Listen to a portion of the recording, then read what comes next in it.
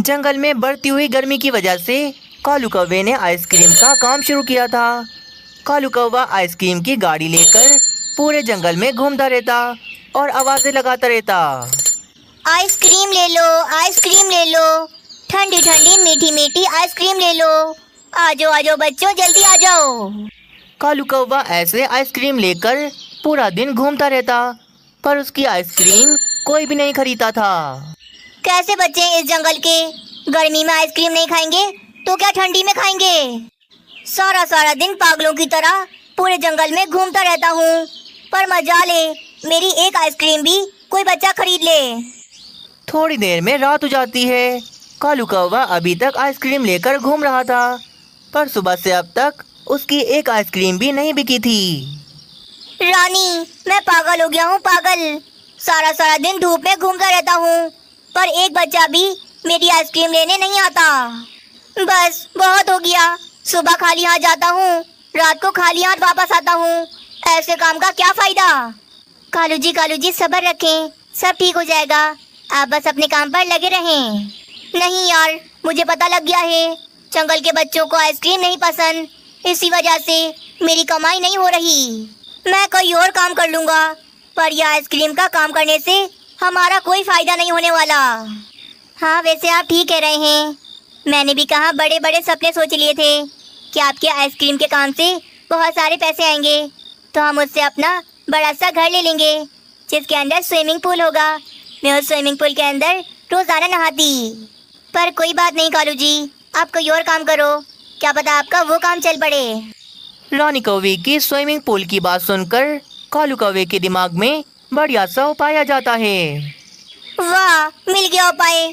अब मैं कमाऊंगा पैसे। रानी, कल सुबह देखना मैं क्या करता हूँ। क्या करेंगे आप कल सुबह, मुझे बताएं। अभी सो जाते हैं यार, कल सुबह तुम्हें पता लग जाएगा कि मैं क्या करने वाला हूँ। फिर कालू कौवा और रानी कौवी आराम से सो जाते हैं। अगले दिन सुबह कालू कौवा ग्राइंडर मशीन से अपने आइसक्रीम के फ्रिज को ऊपर से काटने लगता है। वे अपने आइसक्रीम के फ्रिज का ऊपर से गेट काट देता है और उस फ्रिज को ऊपर से खोल देता है। सत्यानाश, कालू जी ये क्या कर दिया? कितना महंगा फ्रिज था ये, आपने इसे ऊपर से काट क्यों दिया? अरे पगली, यही तो मेरा उपाय है। मैं इस फ्रिज को स्विमिंग पूल बना दूंगा और इसके अंदर पानी ही पानी भर दूंगा। फिर देखना मेरे पास कितने सारे बच्चे आएंगे। मैं उन सभी से पैसे लूंगा और अपने स्विमिंग पूल में नहाने दूंगा। उपाय तो अच्छा है आपका, बस ये काम कर जाए तो मजा आएगा। कालू कौवा फिर एक बड़े पाइप से उस फ्रिज के अंदर पानी भरने लग जाता है। थोड़ी देर में वे फ्रिज पानी से पूरा भर जाता है। अब तो वे फ्रिज स्विमिंग पूल ही लग रहा था। क्यों रानी, लग रहा है ना ये स्विमिंग पूल? बच्चे मेरे इस स्विमिंग पूल को देखकर दीवाने हो जाएंगे और मुझे पैसे देकर इसके अंदर नहाएंगे। वाह कालू जी, जबरदस्त काम हो गया, ये तो पूरा स्विमिंग पूल लग रहा है। चलो रानी, मैं जा रहा हूँ अपने स्विमिंग पूल को लेकर, आता हूँ रात तक। कालू कौवा आज बहुत ज्यादा खुश था। वे अपने स्विमिंग पूल को लेकर जंगल में निकल जाता है। प्यारे दोस्तों, इस कहानी का दूसरा भाग देखने के लिए कल तक का इंतजार करें। आज सुबह से बाजू चील काफी ज्यादा परेशान थी क्योंकि इसे एक भी शिकार नहीं मिला था। ऊपर से चीलों पर पाबंदी लगी हुई थी कि कोई भी चील पक्षियों के जंगल में नहीं जा सकती। मैं करूँ तो क्या करूँ, सुबह से भूखी हूँ, एक शिकार भी नहीं मिला। भूख से मेरी जान निकल रही है। ऊपर से मैं जंगल में भी नहीं जा सकती। महाराज ने पाबंदी लगा दी कि कोई भी चील जंगल में नहीं जा सकती। भूख की वजह से बाजू चील काफी ज्यादा परेशान थी। तभी सामने से उसे पिज्जा डिलीवरी करने वाला पक्षी आता हुआ नजर आता है। ये देखकर बाजू चील भागी भागी जाती है और उस बेचारे पक्षी पर हमला करके उसे पकड़ लेती है। पकड़ लिया, मैंने अपना शिकार पकड़ लिया। कितनी ज्यादा भूखी थी मैं, अब इस पक्षी को खाकर मैं अपना पेट भरूंगी। बस फिर क्या, बेचारे पक्षी को चीर फाड़ कर बाजू चील खाने लग जाती है। थोड़ी देर में वे उस पक्षी को खाकर अपना पेट भर लेती है। चलो, आज तो मेरा पेट अच्छा खासा भर गया। पर अब मैं इस स्कूटर का क्या करूंगी? ये मेरे किस काम आएगी? उस पिज्जे वाली स्कूटर को देखकर बारूचील के दिमाग में बढ़िया सा उपाय आ जाता है। अरे अरे अरे, क्या दिमाग है मेरा! क्या बढ़िया उपाय मिला है। अब तो मुझे रोजाना शिकार मिलेगा। मैं रोजाना पेट भरकर भोजन खाऊंगी। अब से मैं पिज्जा डिलीवरी करने वाली बनकर पक्षियों के जंगल में जाऊंगी और छोटे छोटे मासूम बच्चों को पकड़कर इस बॉक्स में डाल दूंगी। किसी को मुझ पर शक नहीं होगा। मैं बड़े आराम से जंगल में जाऊंगी और छोटे छोटे बच्चों को पकड़कर इस पिज्जा बॉक्स में डालकर मैं यहाँ ले आऊंगी। बारूचील ने ये प्लान बना लिया था और वे कल ही पक्षियों के जंगल में जाने वाली थी। फिर अगले दिन सुबह बारूचील पिज्जा डिलीवरी वाली बनकर पक्षियों के जंगल की ओर निकल जाती है। जंगल के मेन गेट पर दो सैनिक उल्लू बारूचील को रोक लेते हैं और जंगल के अंदर जाने से मना कर देते हैं। क्या हो गया है तुम दोनों को? मुझे अंदर जाने दो। मैं पिज्जा डिलीवरी वाली हूँ। मुझे अंदर जाने दोगे तभी तो मैं पक्षियों के पिज्जे उनके घर तक पहुँचाऊंगी। नहीं नहीं, महाराज का हुक्म है, कोई भी चील जंगल के अंदर नहीं जा सकती। इसीलिए बारूचील, तुम यहाँ से चली जाओ। ठीक है, मैं चली जाती हूँ, पर इस बॉक्स के अंदर जितने भी पिज्जे रखे हैं वे सारे के सारे खराब हो जाएंगे। फिर जंगल के सारे पक्षी तुम दोनों को आके बातें सुनाएंगे कि मुझे जंगल के अंदर आने क्यों नहीं दिया। अरे उल्लू भाई, जाने दो इसे अंदर। अगर इसके पिज्जे खराब हो गए तो जंगल के सारे पक्षी तो आकर हमें ही बातें सुनाएंगे। अच्छा ठीक है बारूचील, तुम चली जाओ अंदर। उल्लू सैनिक गेट खोलता है और बारूचील जंगल के अंदर चली जाती है। आगे की कहानी देखने से पहले वीडियो को एक लाइक जरूर कर दें। आ गई मैं जंगल के अंदर। अब बस जल्दी से किसी एक बच्चे को पकड़ के मैं इस पिज्जे के बॉक्स में डालती हूँ और यहाँ से भागती हूँ। बारूचील फिर पूरे जंगल में छोटे बच्चों को ढूंढना शुरू कर देती है। थोड़ी देर की तलाश के बाद बारूचील को एक बच्चा सामने खेलता हुआ नजर आ जाता है। चलो इसी बच्चे को पकड़ लेती हूँ। आसपास में कोई नजर भी नहीं आ रहा। इसे मैं आराम से पकड़ सकती हूँ। बारूचील फिर उस बच्चे के पास आती है और उसे अपनी बातों में लगा लेती है। फिर मौके का फायदा उठाकर बारूचील उस बच्चे को मुंह से पकड़कर अपने पिज्जे के बॉक्स में डाल देती है। चलो चलो, काम हो गया मेरा। अब जल्दी से भागती हूँ यहाँ से। अपना काम दिखाकर बारूचील स्कूटर स्टार्ट करके फौरन वहाँ से भाग जाती है। उन दोनों उल्लू सैनिकों को भी जरा शक नहीं होता, क्योंकि इस बार बारूचील तो पक्का काम करके आई थी। छोड़ दो मुझे, छोड़ दो मुझे। मामा मेरी घर पर इंतजार कर रही होंगी। तुझे छोड़ना होता तो इतनी मेहनत लगाकर मैं तुझे पकड़ती ही क्यों। बारूचील को जरा रहम नहीं आता। वे उस नन्हे कबूतर को मारकर खाने लग जाती है। चलो आज भी जाती हूँ जंगल में और किसी मासूम से बच्चे को पकड़ के लेकर आती हूँ। बारूचील स्कूटर स्टार्ट करती है और डिलीवरी वाली बनकर जंगल की ओर निकल जाती है। वे आज भी मौके का फायदा उठाकर नन्ही बुलबुल को पकड़ लेती है और अपने पिज्जे के बॉक्स में डालकर वहां से भाग जाती है। इस बार का प्लान तो बारूचील का काम कर रहा था। उसके तो मजे आ गए थे। मेरी बच्ची कहाँ चली गई? घर से बाहर खेल रही थी, न जाने वहाँ से अचानक कहाँ गायब हो गई। परेशान न हो बुलबुल बहन, जरूर तुम्हारी बेटी जंगल में कहीं रास्ता भटक गई होगी। हम उसे ढूंढ लेंगे जल्दी। अरे पर मीनू चिड़िया, मेरा बेटा भी तो नहीं मिल रहा। कल से गायब है वो। मैंने तो उसे पूरे जंगल में ढूंढ लिया, पर वो मुझे कहीं नहीं मिला। पता नहीं यार, ये दोनों बच्चे कहाँ चले गए। मुझसे तो बेचारी बुलबुल का ये रोना देखा नहीं जा रहा। पक्षियों को तो बारूचील पर जरा सा शक नहीं होता। वे तो उसे पिज्जा डिलीवरी वाला समझ रहे थे। रोजाना एक एक बच्चे को पकड़ने में मजा नहीं आ रहा। आज मैं 2 बच्चों को एक साथ पकड़ के लाऊंगी। ऐसा सोचकर बारूचील आज फिर से पक्षियों के जंगल में चली जाती है। आज भी वे मौके का फायदा उठाकर नन्हे तोते को पकड़ लेती है और उसे अपने पिज्जे के बॉक्स में डाल देती है। चलो एक बच्चे को तो पकड़ लिया, अब जल्दी से किसी दूसरे बच्चे को ढूंढकर उसे भी पकड़ लेती हूँ। वे फिर से अपनी स्कूटर पर किसी दूसरे बच्चे को ढूंढने लग जाती है। अरे बारूचील, 1-2 दिनों से देख रहा हूँ तुम्हें। तुमने ये पिज्जा डिलीवरी का काम कब से शुरू कर दिया?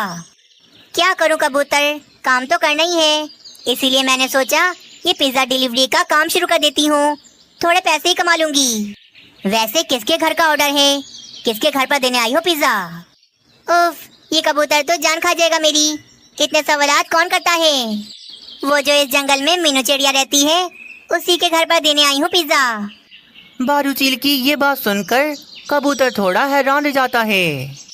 अरे ये बारूचील क्या बोल रही है? आज तो मैंने मीनू चिड़िया को अपने घर पर दावत पर बुलाया है, तो मीनू चिड़िया ये पिज्जा ऑर्डर क्यों करेगी? कबूतर को बारूचील पर थोड़ा शक हो जाता है।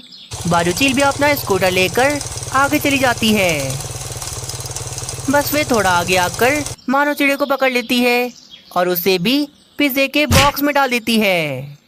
चलो अब जल्दी से यहाँ से भाग जाती हूँ, इससे पहले कि मुझे कोई देख ले।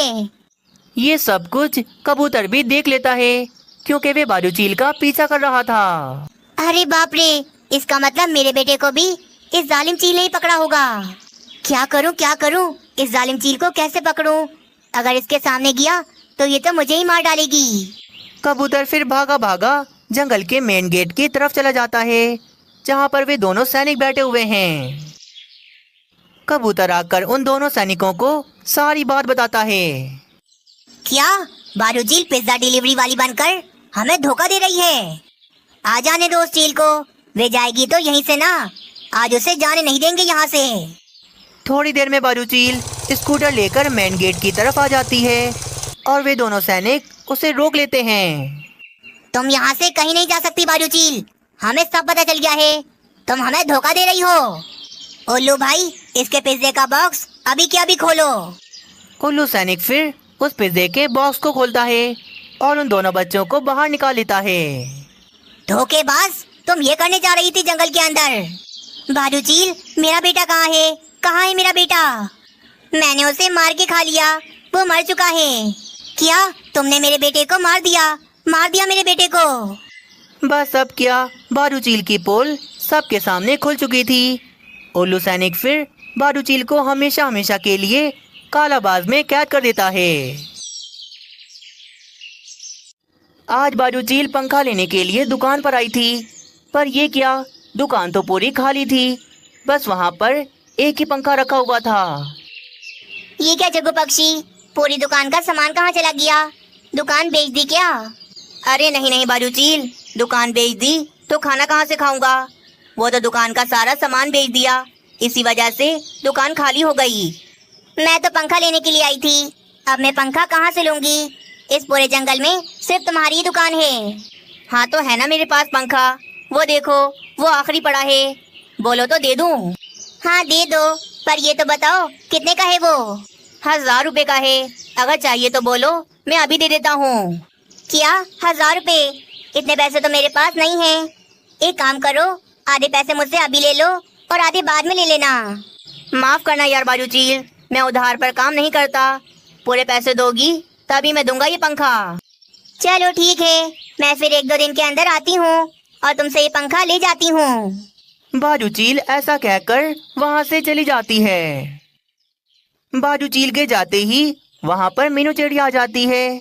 मीनू चिड़िया को भी एक पंखा लेना था।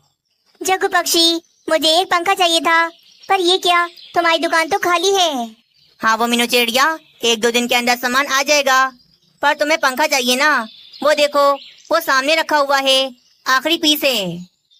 मीनू चिड़िया जग्गू पक्षी से उस पंखे के पैसे फाइनल कर लेती है और पैसे देकर वे पंखा ले लेती है। बस इतने में बारूचील भी पूरे पैसे लेकर दोबारा वहाँ पर आ जाती है। ये क्या, ये पंखा तुमने खरीद लिया मीनू चिड़िया? ये तो मैंने खरीदा था, मैंने की थी इसकी बात। नहीं, ये पंखा तो मुझे चाहिए। देखो जग्गू पक्षी, मैं तो पैसे भी पूरे लेकर आ गई। माफ करना बारूचील, ये पंखा तो बिक गया है, मैं मीनू चिड़िया से ये पंखा अब वापस नहीं ले सकता। तुम एक काम करो, 2 दिन के बाद आना, मेरी दुकान में जब बहुत सारे पंखे आ जाएंगे, उनमें से एक पंखा पसंद करके तुम ले जाना। बारूचील को तो आज ही पंखा चाहिए था, उसे तो मीनू चिड़िया पर बहुत ज्यादा गुस्सा आ रहा था।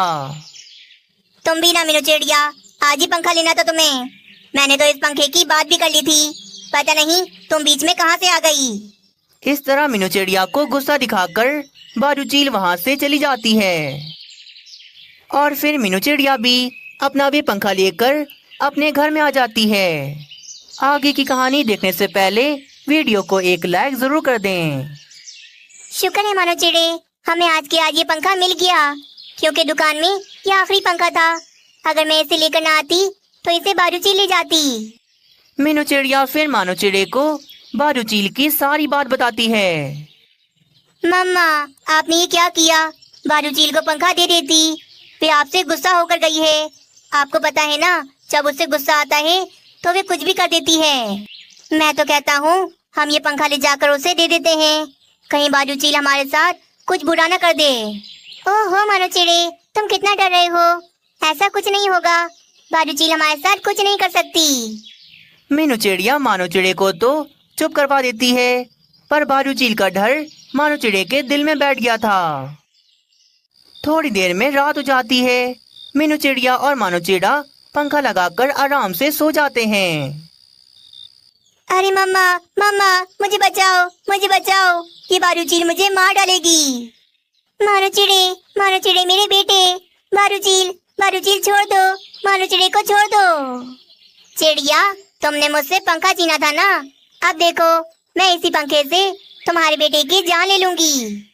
बाजू चील फिर उस पंखे के पास आकर पंखे की जाली को निकाल देती है और ये क्या, वे मानो चिड़े को पकड़कर उस चलते हुए पंखे में डाल देती है। मम्मा, मम्मा, मुझे मार दिया, बाजू चील ने मुझे मार दिया। बस इतने में मानो चिड़े की आँख खुल जाती है। मानो बेटा, डरो मत, लगता है तुमने कोई बुरा सपना देखा है।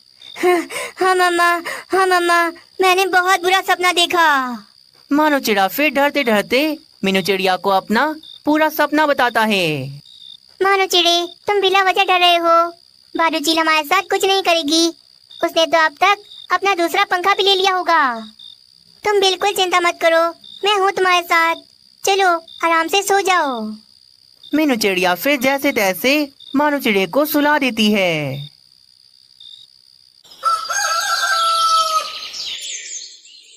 मानो चिड़े, मुझे जरा बुलबुल की दुकान से दूध तो लाकर दे दो, घर में दूध खत्म हो गया। मानो चिड़ा फिर बुलबुल की दुकान पर दूध लेने चला जाता है। मानो चिड़ा जा रहा था कि तभी रास्ते में मानो चिड़े को बाजू चील रोक लेती है। चील आंटी, आपने मुझे क्यों रोका? नन्हे चिड़े, तुम्हारी मामा ने तुम्हें बताया तो होगा कि कल उसने मेरे साथ क्या किया, मेरा पंखा ले गई वो। चलो तुम मेरे साथ मेरे घर चलो, मैंने तुम्हें एक चीज दिखानी है। मैं क्यों जाऊँ आपके साथ आपके घर? मैंने नहीं जाना, मैंने तो काम से जाना है। अरे चलो तो सही, मैंने तुम्हें कुछ दिखाना है, चलो जल्दी चलो। मानो चिड़े को तो अपना रात वाला सपना याद आ रहा था। वे तो बहुत डर जाता है। वे फिर तेजी में अपने घर की तरफ भागने लगता है। अरे रुक जा, कहाँ भाग रहा है? इसे क्या हो गया? मैंने तो बस इसे एक चीज दिखानी थी। मानो चिड़ा फिर हाँफता कांपता अपने घर पर आ जाता है। मम्मा, आज मैं मारा गया था। रास्ते में मुझे बाजू चील ने रोक लिया, वो मुझे अपने साथ अपने घर ले जाना चाहती थी। देखना मम्मा, मेरा रात वाला सपना सच होगा, वे बाजू चील मेरे साथ बिल्कुल वैसा ही करेगी। मानो चिड़े की ऐसी हालत देखकर मीनू चिड़िया तो काफी ज्यादा परेशान हो जाती है। बस तभी बाजू चील अपना एक बड़ा सा पंखा लेकर मीनू चिड़िया के घर पर आ जाती है। अरे बेटा, तुम मुझसे डरकर कहाँ भाग गए थे? मैंने तो तुम्हें अपने घर ले जाकर अपना ये पंखा दिखाना था। देखो चिड़िया, मैंने अपने भाई से बोलकर दूसरे जंगल से ये पंखा मंगवा लिया। क्या आप मुझे ये पंखा दिखाना चाहती थी? मुझे मारना नहीं चाहती? मैं तुम्हें क्यों मारूंगी बेटा, तुम्हें मारकर भला मुझे क्या मिलेगा? बाजू चील, तुम्हें मुबारक हो बहुत बहुत कि तुम्हें भी पंखा मिल गया। हाँ मीनू चिड़िया, आजकल गर्मी इतनी ज्यादा है, पंखे के बगैर तो गुजारा ही नहीं। उस दुकान में आखिरी पंखा था और भी तुम ले गई थी। मैं तो उस दिन बहुत ज्यादा परेशान हो गई थी। फिर मैंने अपने भाई को फोन करके उसी के जंगल से अपना ये पंखा मंगवा लिया। बाजू चील तो बस अपना पंखा दिखाने के लिए मीनू चिड़िया के घर में आई थी और मानो चिड़ा तो बिला वजह ही डर रहा था। प्यारे दोस्तों, अगर आप सबको ये कहानी अच्छी लगी तो वीडियो को लाइक करें और ऐसी कहानियाँ देखने के लिए चैनल को सब्सक्राइब कर लें।